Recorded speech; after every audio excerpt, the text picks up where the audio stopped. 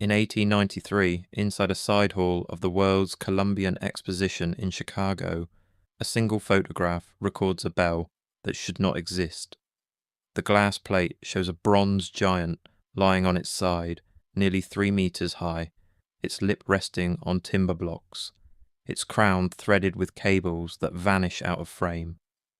The official catalogue lists only demonstration of modern casting, anonymous foundry.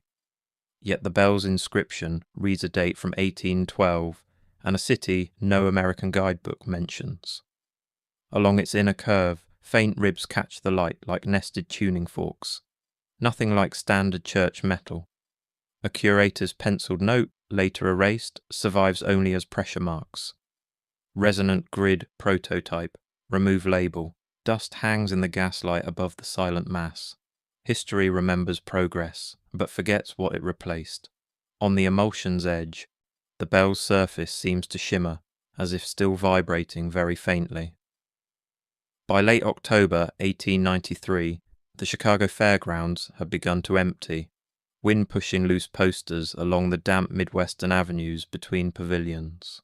The White City, as the exposition was called, had drawn 27 million visitors over 6 months, but now the paint was peeling on the plaster facades, and workers were already dismantling the smaller structures for salvage.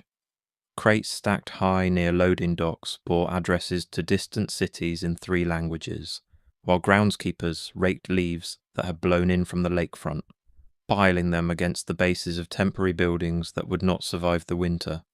In a maintenance report dated 28th of October 1893, the side hall where the giant bell photograph was taken is listed as cleared and dismantled, yet no inventory mentions a 3-meter bronze. The artifact survives only on that glass negative and in a smudged line of ink in the engineering annex. One oversized demonstration bell removed to storage. No storage facility in the fair's extensive records acknowledges receiving such a delivery. The annex itself burned in a fire the following year, taking most of its contents with it. The bell in the photograph carries an 1812 date and a Cyrillic motto around its waist. Yet the World's Columbian Exposition guidebooks describe it as model of modern American foundry technique. One janitor, interviewed in a local paper the following spring, is quoted as saying, "That thing made the floor hum when the electricians tested their wires." He recalled that visitors were kept at a distance, rope strung across the approach as if the bell were fragile or dangerous. The official story calls it static decor. The image shows cables tightened like strings across a silent instrument, anchored to brass fittings that gleam even in the imperfect exposure. Dust misted the air of the hall as autumn light slanted through high windows, catching motes like slow snowfall over the bell's dark curve. A pencil annotation on the negative sleeve, later crossed out. Notes: Hall E17 experimental resonator, see confidential plans. The date on the sleeve reads 1892, a year before the fair officially opened. That quiet discrepancy, a negative made before the building supposedly existed, hums like a low note beneath the record. The photographer's identity remains unknown. The camera used was not standard exhibition equipment.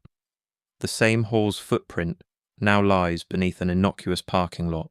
On some summer nights, locals say, a deep vibration can still be felt through the asphalt, especially after heavy rains when the ground settles. The archive lists a decorative bell. The film shows a machine waiting to be switched on. On 3rd of March 1888, in the Ruhr city of Bochum, Germany, the steelworks furnaces glowed white against a late winter sky, snow turning to dirty steam around the foundry yard. Wagons laden with coal rattled along iron rails between brick buildings, their drivers hunched against the cold. Company pamphlets from that year boast of the largest cast steel bells ever produced, triumphs of industrial modernity shipped to churches and exhibitions across Europe. The Bochumer Verein, as the works was known, had made its reputation casting bells for cathedrals, but their private ledgers reveal commissions that never appear in public catalogues. The artifact at the centre of one blurred promotional lithograph is a colossal bell, its profile similar to the Chicago giant, unusually tall with a narrowed throat and thickened waist that defy traditional campanological proportions. The foundry ledger for that same casting lists its weight as 40 metric tons, but an internal note tucked into a maintenance manual decades later remarks, total mass discrepancy, sheer 3 tons, inner cavities. No blueprint in the public catalogue explains those missing tons.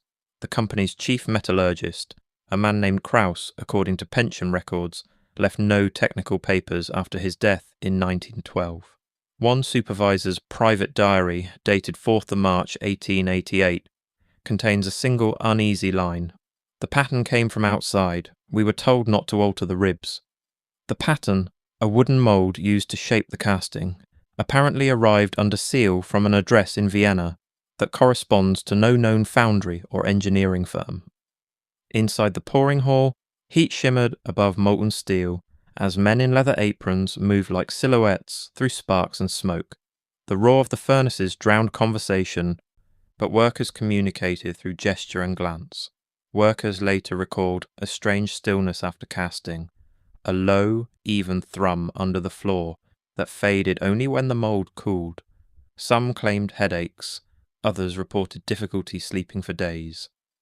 Modern metallurgists reviewing the scant cross-sections preserved in trade journals note inner ridges that resemble acoustic baffles combined with conducting rings, features that serve no purpose in a bell, meant merely to chime. The official brochures celebrate volume and prestige. The drawings suggest a device carefully tuned to a specific resonance, close to what contemporary engineers would call 128 Hz, a frequency associated with bone conduction and architectural vibration. Today, communication towers rise on the same ridge outside Bochum, their steel frames echoing the bell's proportions in the sky. By February 1901, Paris lay under a quiet winter fog, rooftops and chimneys dissolving into a pale grey band over the Seine. Horses' breath steamed as carriages crossed the bridges, and the smell of coal smoke hung in the still air. In a cramped municipal office near the Hôtel de Ville, the Commission pour l'Acoustique Urbaine met to regulate the chaos of bells, whistles, and factory sirens. A large wall map, dated 12th of February 1901, shows every major bell tower in the city, small ink circles marking zones of audibility.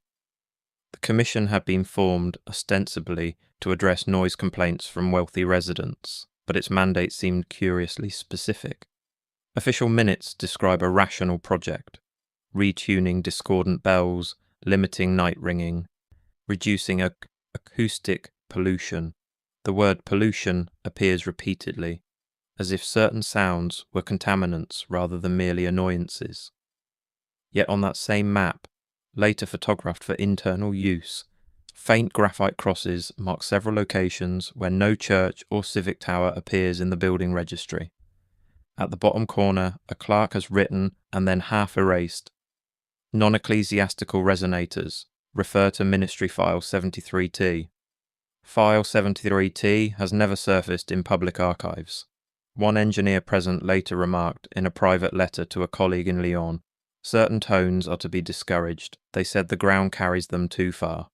The letter's recipient, a professor of physics, noted in his reply that such claims were acoustically implausible, yet curiously persistent in official circles. The room smelled of damp wool and ink, coal smoke seeping in from the street through gaps in the window frames. A small brass model bell sat on the table, used for demonstrations. When struck, witnesses noted a curious beating pattern as if a second, lower tone floated just under hearing. The Commission's secretary recorded this observation, then crossed it out. The Commission's retuning guidelines carefully avoid one narrow band of frequency, specifying acceptable ranges above and below, but never explaining the gap. Modern acoustic planners still reference those early Parisian charts when modelling how sirens and loudspeakers carry through dense streets. The frequency band remains curiously absent from contemporary urban sound design. The city's official goal was to civilize noise. The maps hint at something else, a a decision to remove a certain low hum from the urban fabric, as if silence in that register was somehow necessary. The first act of the story ends with a simple impression. History records bells as instruments of timekeeping and faith, yet their shapes, maps, and unexplained omissions suggest a more systematic design. The bells share proportions across continents and decades. Their locations correspond to patterns no official source acknowledges. If history is written by survivors, who erased the rest? In January 1904, the air in the Imperial Public Library's photographic vault in St. Petersburg hovered just above freezing, breath condensing in pale clouds between shelves of glass plates. Electric lights had not yet reached this section of the building. Archivists worked by lamplight, their shadows long and unsteady against stone walls that bore the damp chill of 2 centuries. The vault had been constructed to preserve state documents, but now it also housed the Empire's growing collection of industrial and scientific photographs, images deemed too sensitive or too specialized for the public reading rooms. An internal inventory from 14 January lists a series of images taken at an industrial exhibition held in the city 3 years earlier. Series K21, Oriental Machinery, Large Bell, Experimental. Plate K21-7, according to the handwritten index, should show a giant Asiatic bell with electrical equipment. The sleeve is empty. A small note written in a different hand and pinned to the sleeve with a rusted clip reads simply, "See supervisor before accessing." On the card, someone later added in red ink, "Removed to restricted collection 1905, with no replacement reference. The restricted collection, housed in a separate wing, requiring special authorization from the Ministry of the Interior, contain materials deemed sensitive for reasons of state. Access required written permission from officials who rarely responded to academic requests." A junior archivist, whose notebook survived in a university collection after his death in 1937, scribbled in the margin of a personal entry. They said the wires were a mistake, that the bell was only decorative. Why hide a decoration? Why require a supervisor's approval to view an empty sleeve?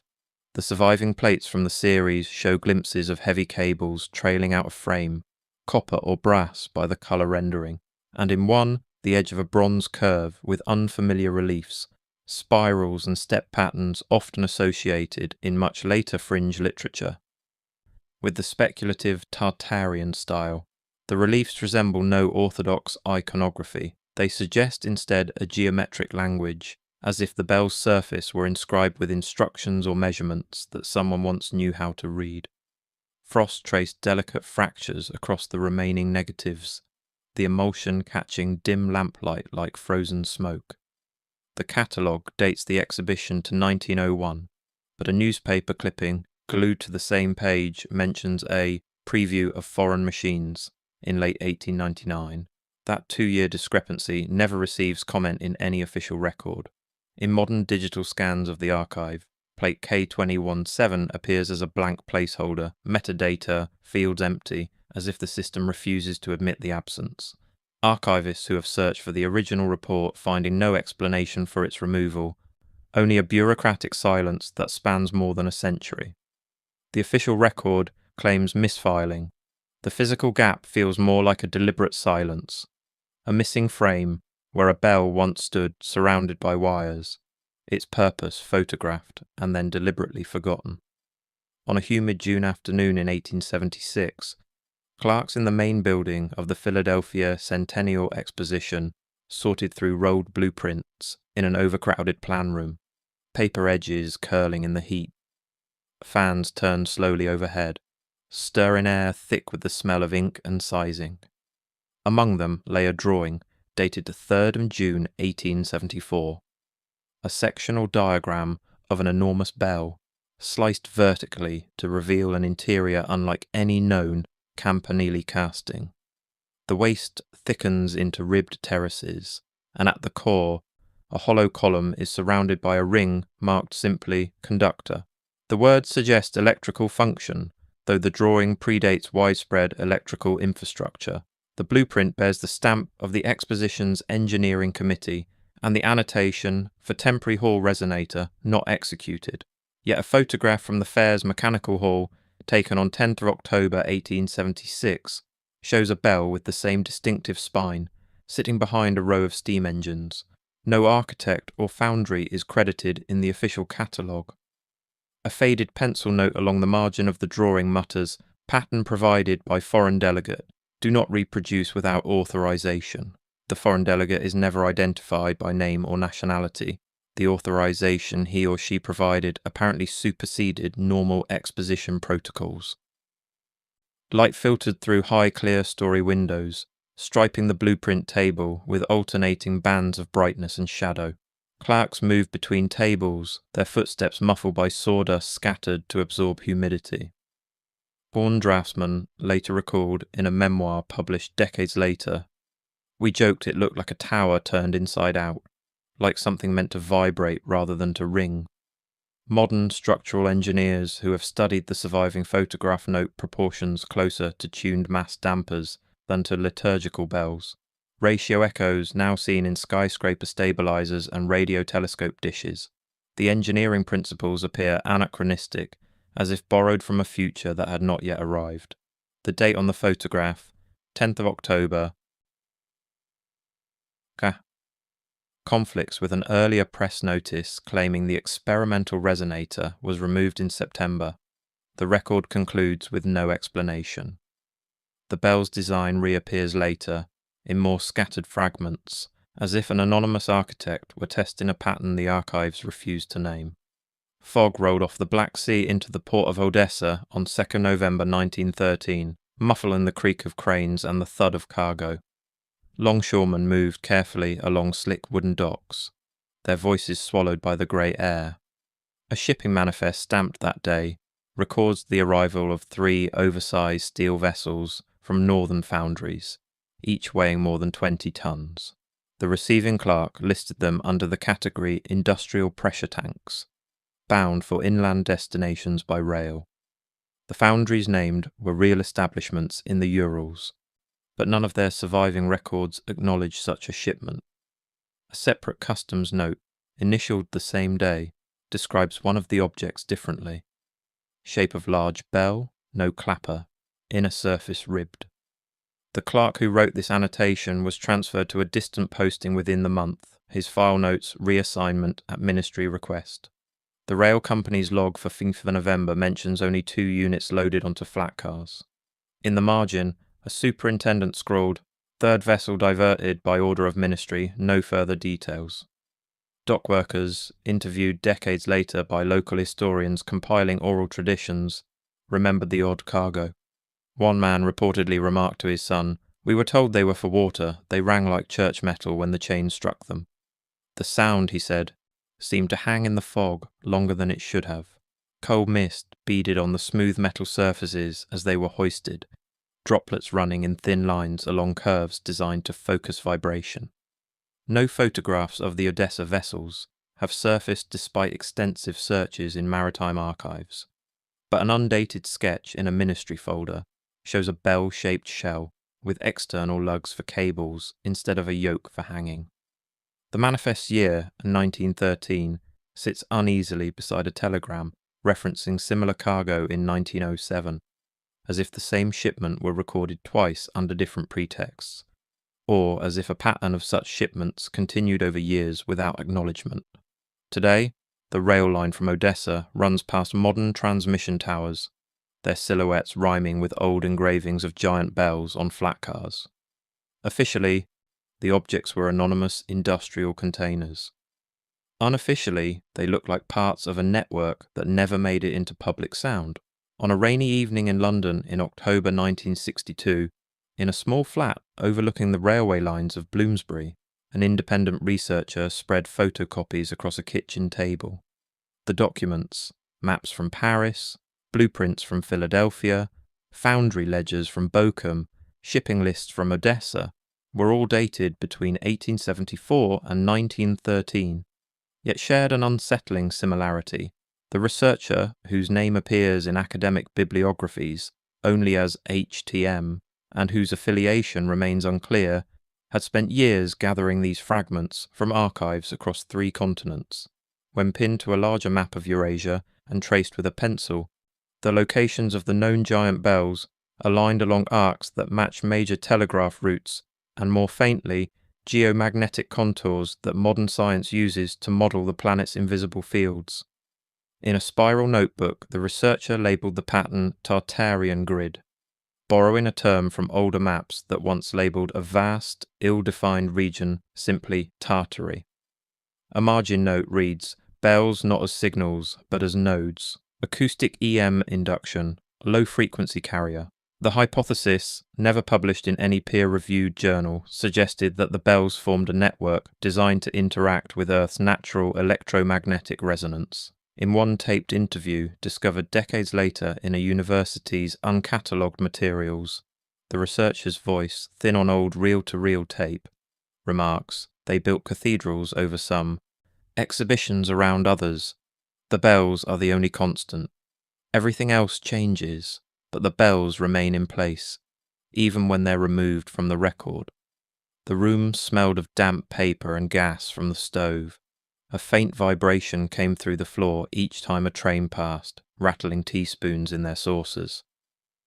The alignment lines, drawn on the composite map, intersect near modern infrastructure. Power stations, radio masts, dense grids of steel and wire. One of the bell sites appears under a contemporary dam reservoir. Another sits beneath a broadcast tower erected in the 1950s. Official histories mention nothing of a 19th century resonant grid, yet the distances between the bells, when calculated, repeat certain wavelengths in the very low frequency spectrum that modern science uses to study the Earth's electromagnetic cavity, frequencies between 3 and 30 Hz that pass through rock and water with minimal attenuation. The pattern may be coincidence, or it may be the fading diagram of a system that used sound to lean on the planet's own hum. In May 1897, surveyors working for the Russian Empire's Central Asian Railway stood on a dusty hill outside Samarkand, measuring angles under a sharp blue sky. The Registan's turquoise domes shimmered in the distance, and the air carried the smell of dry earth and distant cook fires. Their trigonometrical sketch, dated 20th or May 1897, uses familiar landmarks: a mosque's turquoise dome, a slender minaret, the distant outline of a ruined fortress. In the background of one field photograph, rarely reproduced in official railway histories, a massive bronze bell lies on its side, near a half-collapsed brick platform, its surface decorated with geometric reliefs reminiscent of both Islamic muqarnas and older step patterns that predate any known regional tradition. The survey report labels the bell simply abandoned metal, but a traveller's diary from the same year, written by a French engineer passing through on his way to inspect irrigation works. Notes. Locals say it once stood between towers, humming at sunset when certain winds rose from the desert. The engineer attempted to measure the bell's dimensions, but was discouraged by local authorities, who claimed the area was sacred ground despite the absence of any shrine or marker. The official map shows only the domes and minarets. The bell platform goes unmarked, although the same sketch uses it as a reference for angle measurements, suggesting the surveyors found it significant enough to triangulate from, but not to record. Heat shimmered above the stones, the air carrying a faint metallic smell from the weathered bronze.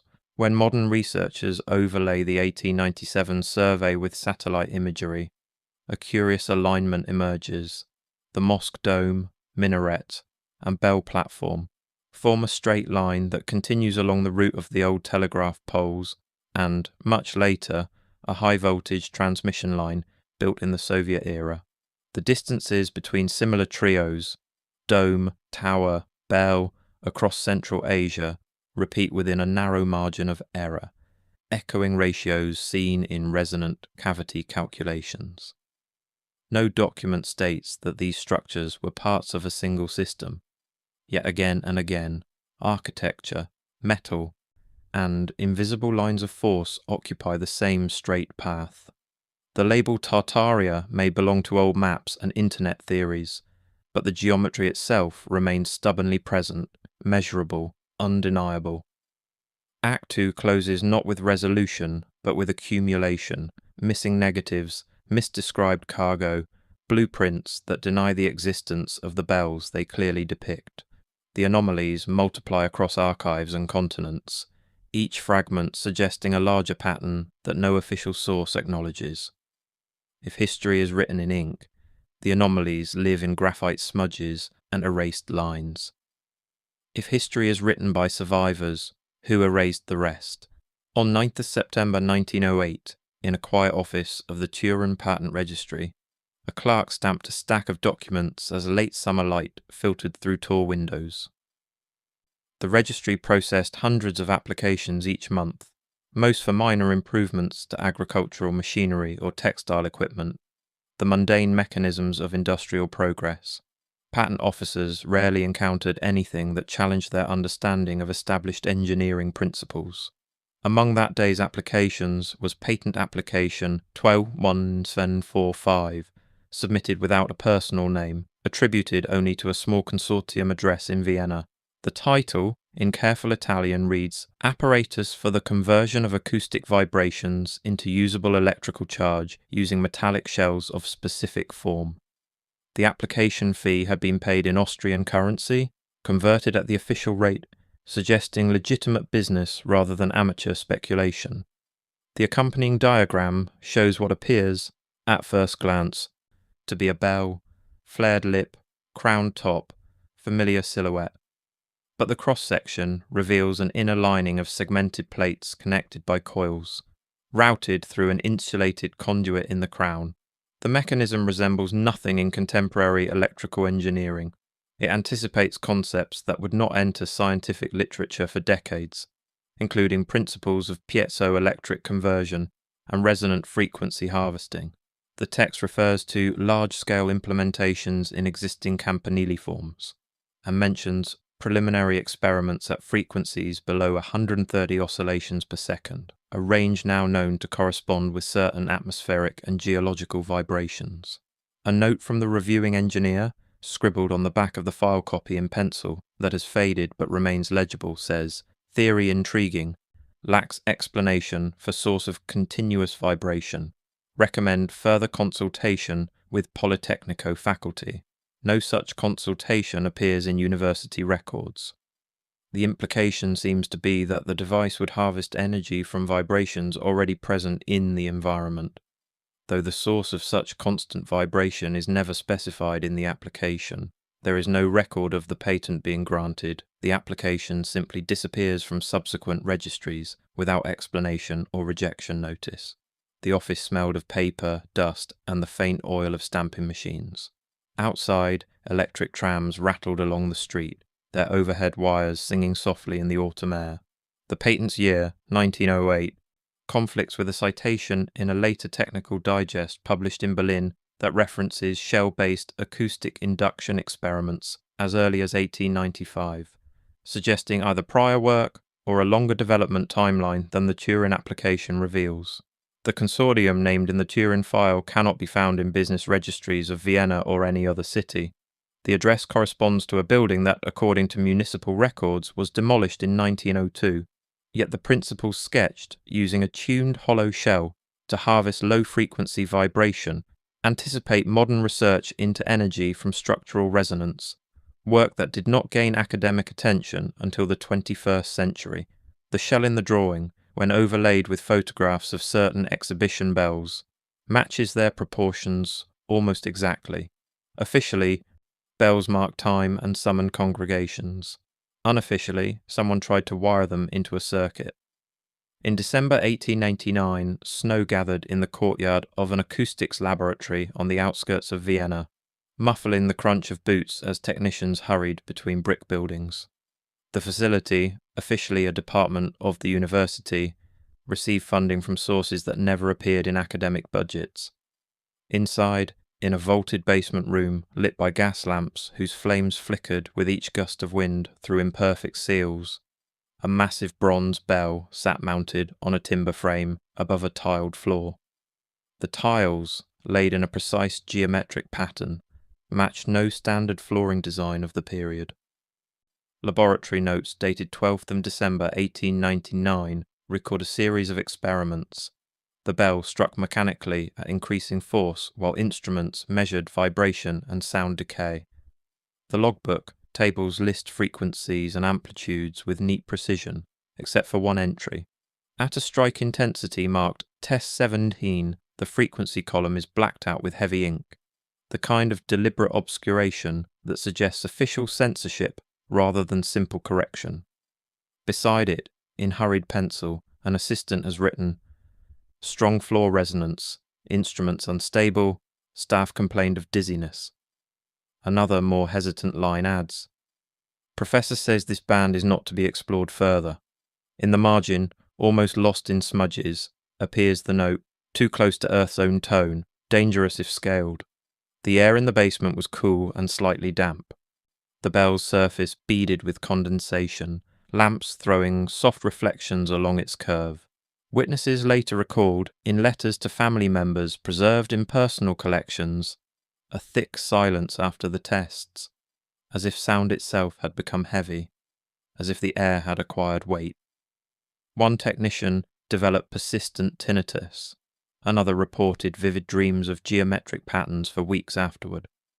Modern analysts who have examined the surviving, partially censored log suggest that the missing frequency lies within a narrow band associated with structural resonance in tall buildings, and, coincidentally, certain Schumann resonance harmonics, the natural electromagnetic frequencies of Earth's atmosphere. Contemporary building codes quietly limit prolonged exposure to similar low-frequency vibrations for reasons of comfort and safety, though the specific frequencies remain classified in certain jurisdictions. The date of the Vienna test appears again, oddly, in a municipal document from a distant city authorizing the removal of a non-standard exhibition bell the same week. No connection is made in any surviving correspondence, yet the same vague phrase, non-standard resonance characteristics, appears in both files, suggesting either a common vocabulary or a coordinated action. The 19th century flirted with a tone it chose not to write down. Act a third ends with the outline of a technology that bridged sound and field, bell and grid, recorded in scattered notes, then deliberately left incomplete. If history is written by survivors, who erased the rest? By the summer of 1917, the air over Paris carried the dull rumble of distant artillery and the sharper clatter of armaments factories. The war had lasted 3 years longer than anyone expected, and metals of all kinds had become precious. On 22 July 1917, a government decree requisitioned church bells across France, ordering them melted down for guns and shells. The inventory lists thousands of bells by weight and parish, a nation's soundscape scheduled for smelting. Communities mourn the loss of their bells as they mourn the loss of their sons. In a supplementary list marked Excess Metals Non-Ecclesiastical, several giant bells appear under curious descriptions: Exposition Bell, Origin Unspecified, Resonant Shell, Experimental, Campanile Artifact, No Parish. One column for Location contains only dashes, as if the bells had no fixed home or as if their locations were deliberately obscured. A penciled note at the bottom reads, "Certain large units exempted by prior arrangement. Consult Defense File X19. Defense File X19 has never been declassified or even acknowledged in official military archives." A foundry worker in a later oral history recalls, "We melted every bell we were sent, but there was talk of some that went elsewhere, on trains we did not see." The trains, if they existed, left no record in railway logs. The requisition yards stank of coal and hot metal, steam rising in clouds from the quenching pits. In photographs from the period, lines of bells await destruction, their mouths dark against the pale sky, some already cracked by sledges to hasten their melting. Among them, in one grainy image from an unknown depot, a single bell with unusual height and narrow waist stands apart, chalked with a number that does not match any parish code. The requisition date conflicts with a church account that insists its bells survived the war untouched. Somewhere, records double and cancel each other, creating gaps where certainty should exist. Many exhibition bells disappear from the public record in these years without any notation of melting or preservation. Some may truly have become shells and shrapnel, their bronze mingling with the soil of battlefields. Others slip into a grey zone of prior arrangements, their fates known only to officials who left no memoirs. Today, a few war memorials incorporate fragments of nameless bronze.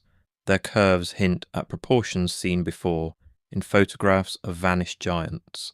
The war explained the loss of sound. It also provided cover for the removal of machines that had never been admitted as such. On a rainy evening in October 1931, in a radio laboratory in Berlin, engineers tested a new condenser microphone intended for field recording.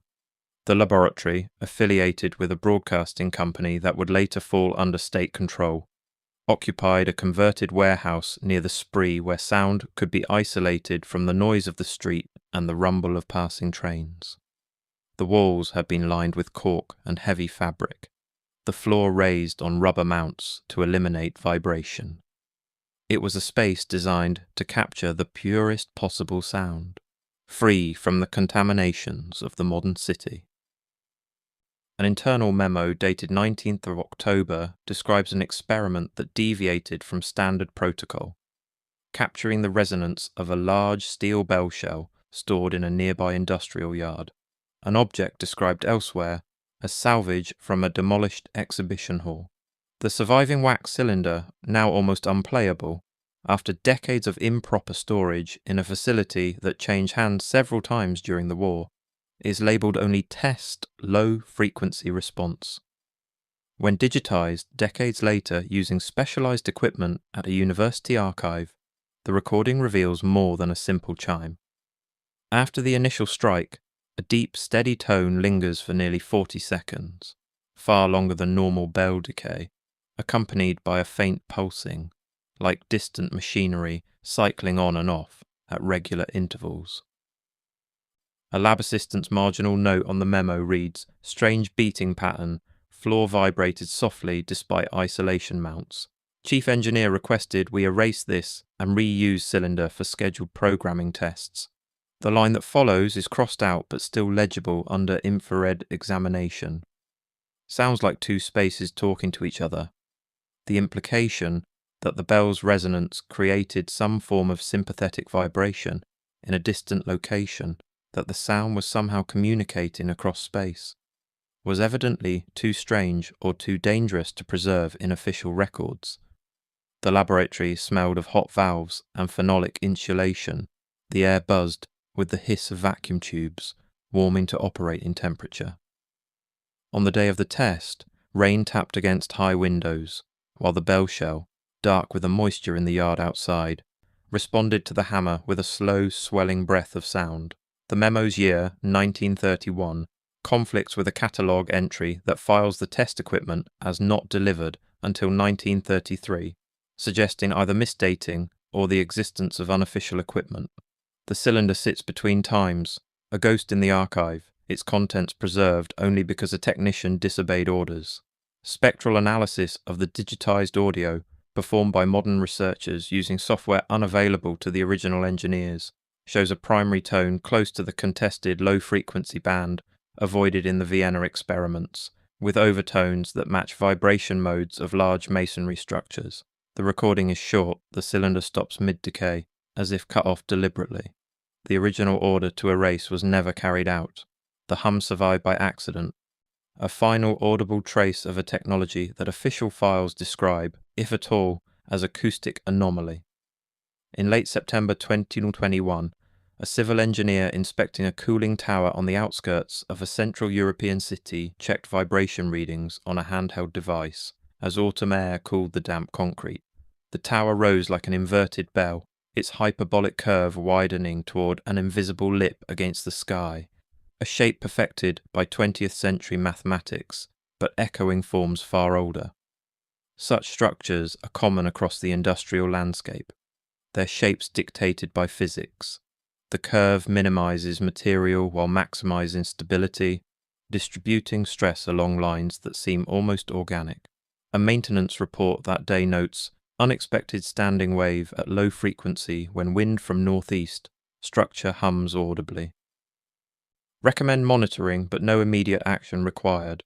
The frequency measured matched no known mechanical source within the facility. Similar reports, the engineer later learned, had been filed at other towers across the continent, always attributed to wind effects, never investigated further.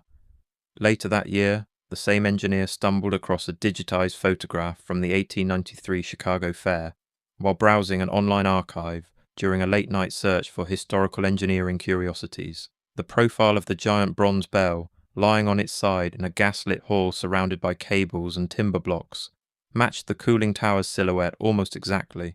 In an email to a colleague, the engineer wrote, "Funny coincidence, the old bell's shape is like our tower, same curve that traps and guides vibration, same proportions within a few percent. Makes you wonder if they knew something we've forgotten, or if we've accidentally rediscovered something they deliberately buried." The message ends without speculation or follow-up questions. No reply is preserved in the archived correspondence. The engineer's interest apparently faded, replaced by the ordinary demands of work and life. Streetlights flickered on below as dust settled, the tower's interior gloom lit only by scattered reflections from service lamps mounted on maintenance platforms that spiraled upward into darkness. The low hum of distant traffic merged with the tower's own faint resonance when the wind shifted, a chord of concrete and air that seemed to extend beyond hearing into something felt rather than perceived. Modern cities are filled with such forms: satellite dishes, water towers, stadium roofs, transmission pylons, structures designed by engineers who never considered that their shapes might carry older meanings. None are called bells, few are thought of as instruments, yet their dimensions often echo ratios found in 19th century decorative giants, as if modern engineering unconsciously preserved proportions that older builders understood for different reasons, following patterns embedded in mathematics itself, or in some deeper grammar of resonance that both eras touched without naming. Across the world, isolated bells remain, museum pieces, cracked parish relics, exhibition curiosities displayed without context or explanation. Some still vibrate when struck, their low notes lingering against stone, glass, and steel that did not exist when they were cast, finding harmonics in materials their makers never imagined. Independent researchers trace lines between them, whispering about Tartaria, about grids and lost harmonics, about knowledge erased in favour of simpler stories of faith and industry. Official history offers no concluding statement. The catalogues close quietly. The archive doors shut at the end of each working day. The last image in the sequence is a frame of grainy film. A bell mid-swing, its lip blurred, background lights streaked into lines by long exposure. The reel ends before it strikes, cutting to darkness a fraction of a second before the moment of impact. The sound never quite reaches the present, but its shape remains, cast in concrete and sky, humming at frequencies that modern instruments detect but cannot explain.